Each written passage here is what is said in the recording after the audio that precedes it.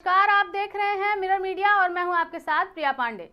शहीद निर्मल Mahato medical college एवं अस्पताल, जो केवल धनबाद ही नहीं बल्कि आसपास के 3 से 4 जिलों की स्वास्थ्य व्यवस्था का प्रमुख केंद्र है, वहां की सुरक्षा व्यवस्था पर गंभीर सवाल खड़े हो गए हैं।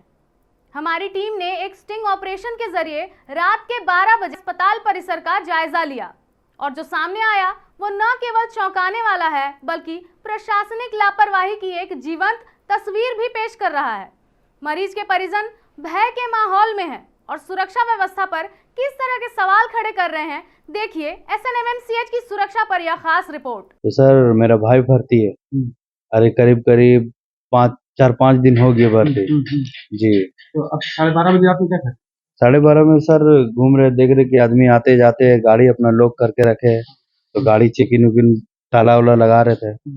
जी और क्या भाई को क्या बीमारी है? भाई का सर जैसे कि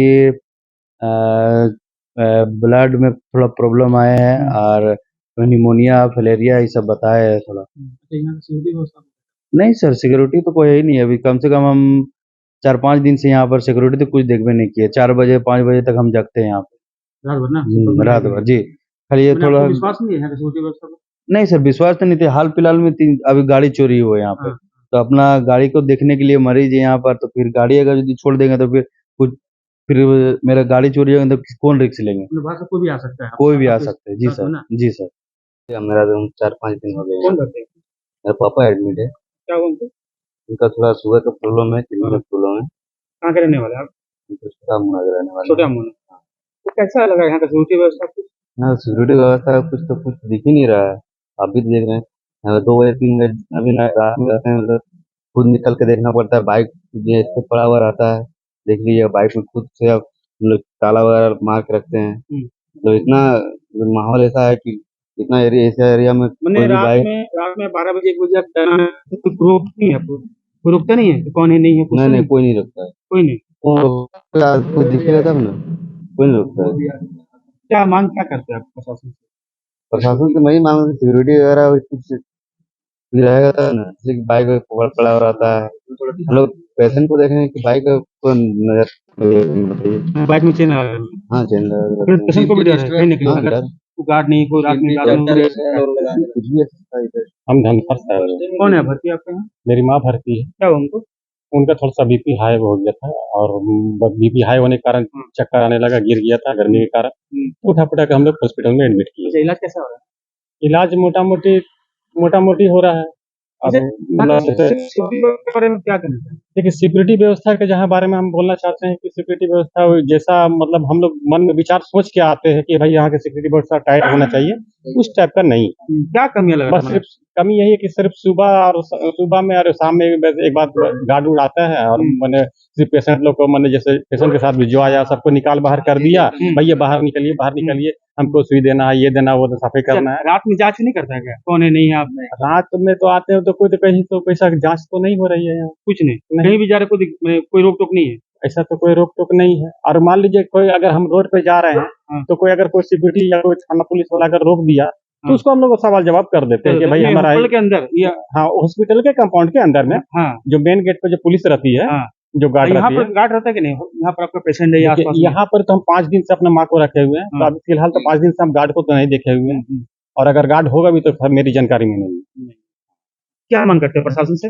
देखिए, हम प्रशासन से ही मांग करते हैं कि मेरे अलावा और भी पेशेंट है और भी आदमी पब्लिक की दिक्कत है, तो सारी दिक्कत को कम से कम अगर अपने सुचारू ढंग से अगर सही कर दिया जाए तो सबके लिए बेटर होगा। सिर्फ मेरे लिए बेटर नहीं होगा, सबके लिए बेटर। तरह तरह का बाइक भी रहता है, गाड़ी सब अपना लगा के चलता है, तो एक्स्ट्रा ताला लगा के आदमी यहाँ से इन करता है।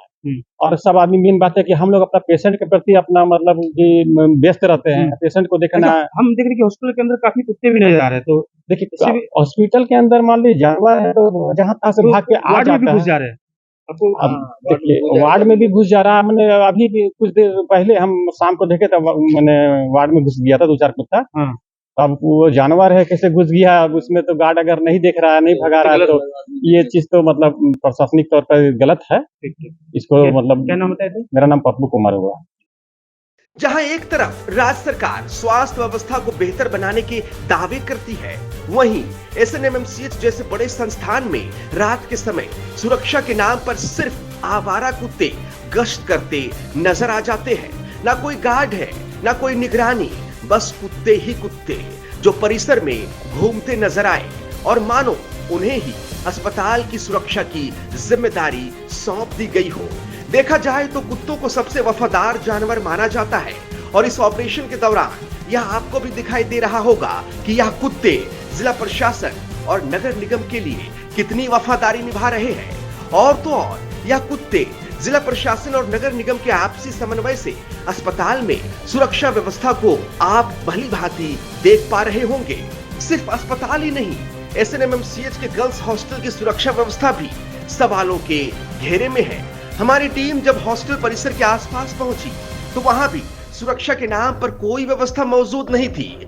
यह स्थिति बेहद चिंताजनक है, खासकर तब जब देश भर में महिला सुरक्षा को लेकर गंभीर बहस चल रही है। हालांकि पीजी और इंटर्न के हॉस्टलों के बाहर चौकी लगाई गई है, लेकिन इन हॉस्टलों के बाहर कोई भी पूछताछ करने वाला नहीं।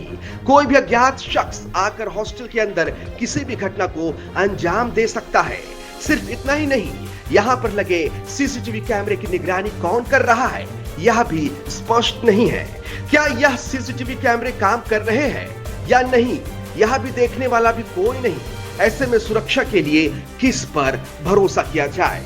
हाल ही में इमरजेंसी वार्ड में डॉक्टर पर हुए हमले को देखते हुए 24 घंटे के लिए आरक्षित चौकी को भी चालू किया गया था, लेकिन बावजूद इसके यदि ऐसी सुरक्षा स्थिति बनी हुई है तो यह और भी चिंता का विषय है, क्योंकि इस अस्पताल में देखा जाए तो ना मरीज सुरक्षित है और ना ही यहाँ के चिकित्सक। रात के अंधेरे में कोई भी घटना घट सकती है और तब जिम्मेवारी किसकी होगी, सवाल खड़े होते हैं।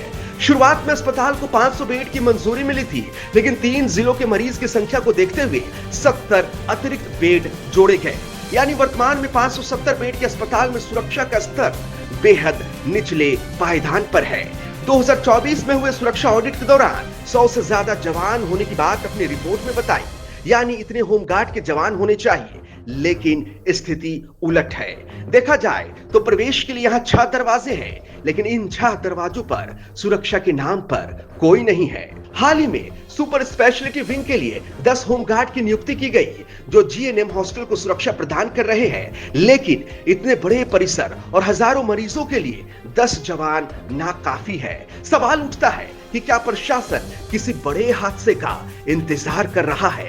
पूरे ऑपरेशन के दौरान यह स्पष्ट हो गया कि ना तो जिला प्रशासन और ना ही नगर निगम को अस्पताल की सुरक्षा की कोई चिंता है। शहर के सबसे बड़े अस्पताल में सुरक्षा के नाम पर यदि कुत्तों को भरोसे में छोड़ा जाए तो यह शासन व्यवस्था के लिए गंभीर संकेत है। इस स्टिंग ऑपरेशन के बाद सबसे बड़ा सवाल यही है, आखिर जनता की जान की कीमत पर कब तक लापरवाही का यह खेल चलता रहेगा। जिला प्रशासन, नगर निगम और अस्पताल प्रबंधन को अब जवाब देना होगा कि इतने बड़े संस्थान में सुरक्षा के मानकों का पालन क्यों नहीं किया जा रहा है।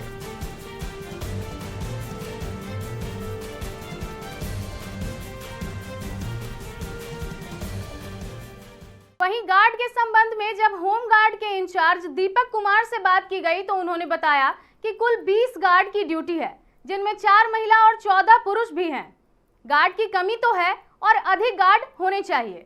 यहाँ पे सर 20 जवान प्रतिनियुक्त है जी। कब ड्यूटी होता है उन लोगों का? दिन में 3 शिफ्ट में काम होता है, सुबह 6 से 2, 2 से 10, 10 से 6। 6 से 2 में 8 जवान है और 2 से 10 में 6 जवान है और 10 से 6 में 5 जवान है। तो वो रात में मतलब 6 जवान है, रात में 5 जवान है। क्या लगता है हमें पर्याप्त है सुरक्षा के लिए? नहीं, सुरक्षा के लिए पर्याप्त नहीं। यहाँ कम से कम संख्या 50 होमगार्ड की होनी चाहिए जी। तो आपने देखा कि किस तरह से सुरक्षा में चूक है। ऐसे में डर के साए में मरीज और उनके परिजन हर रात ऐसे ही गुजारते हैं। प्रशासन के लाख दावे के बीच कितनी जल्दी सुरक्षा व्यवस्था सही होती है और मरीजों की परेशानी को दूर किया जाता है, यह देखना होगा। फिलहाल इस खबर में इतना ही। तब तक के लिए बने रहें मिरर मीडिया के साथ।